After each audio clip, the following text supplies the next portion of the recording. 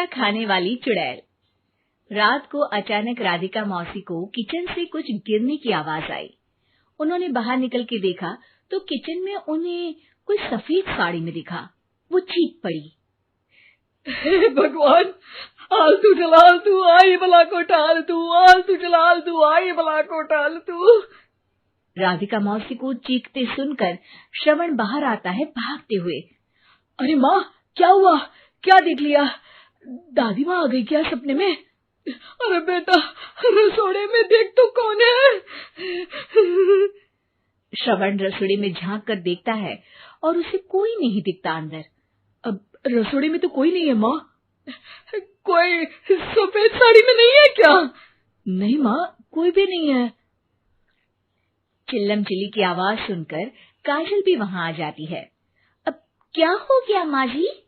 अरे बेटा, रसोड़े में एक चुड़ैल थी सफेद साड़ी में। अरे क्या कर रही थी वो अंदर? अरे बताया नहीं, कल आएगी ना तो पूछ लूंगी। चुड़ैल जी, आपका क्या प्लान है? माँ जी, रात बहुत हो गई है, आपने कोई बुरा सपना देखा होगा, चलिए सो जाइए। राधिका मौसी सोने तो चली जाती है, पर उनको रात भर नींद ही नहीं आती। वो कुछ भी उलझुल बातें सोचने लगती है। कहीं चुड़ैल की वजह से तो घर में टेंशन नहीं हो रहा, कहीं उसी की वजह से तो वो दादी नहीं बन पा रही। सुबह जब राधिका मौसी रसोड़े में छानबीन करती है तो पाती है कि नींबू का अचार गायब है। चुड़ैल नींबू का अचार ले गई, मुझे तो ठीक नहीं लग रहा कुछ। चुड़ैल को भी पता है कि जिंदगी का असली मजा तो खट्टे में ही है। राधिका मौसी झट से श्रवण को फोन कर देती है।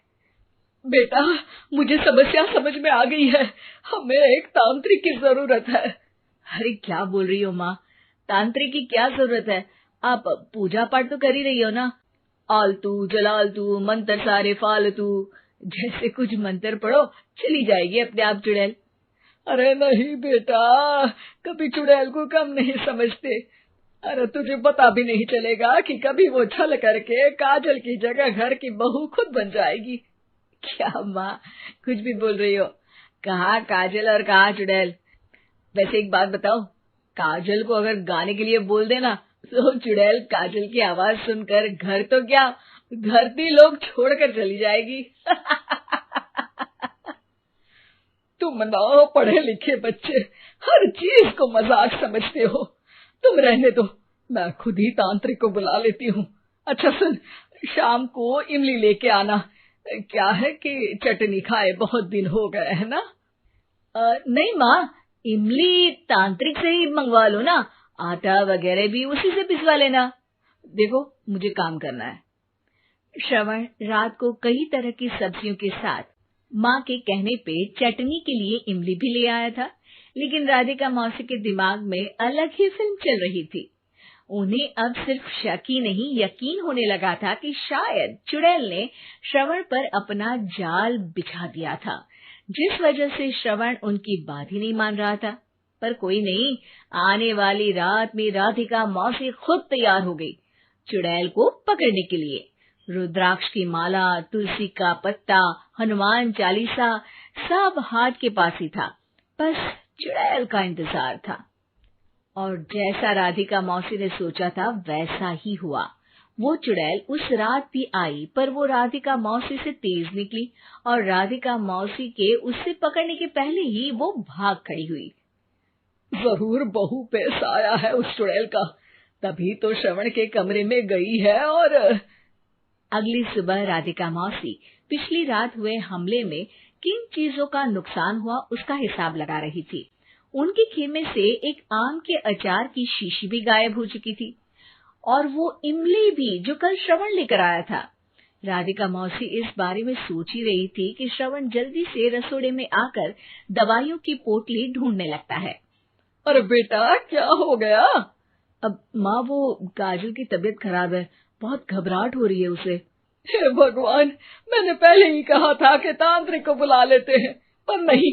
अब देखो, उस चुड़ैल ने काजल को अपने वश में करना शुरू भी कर दिया है। हालांकि श्रवण भूतों में विश्वास नहीं करता था, पर अब वो भी डर जाता है और राजी हो जाता है एक तांत्रिक को बुलाने के लिए।